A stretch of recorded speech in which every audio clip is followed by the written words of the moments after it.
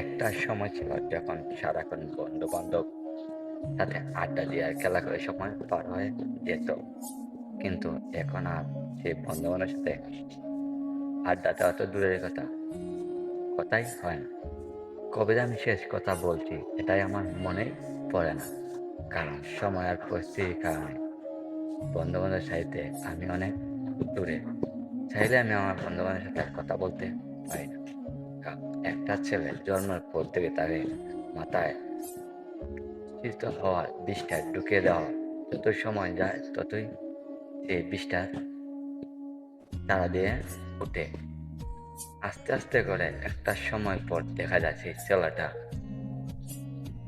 আর ওই বন্ধু বান্ধব আর আড্ডা দেওয়ার প্রতি মনে আসে না।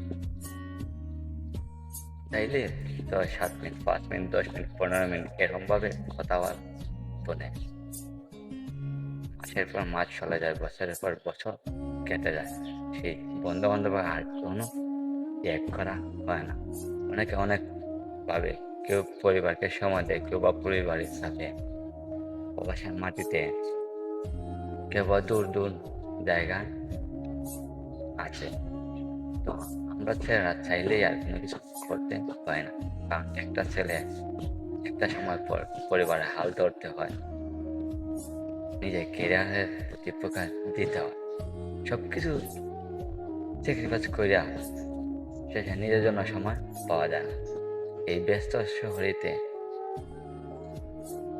সারাদিন ডিউটি করে আছে, রাত তাকে নির্গম কাটিয়ে আবার সকালে উঠে ডিউটিতে যেতে হয়। জনাব, এটাই ছেলে মানুষের জীবন।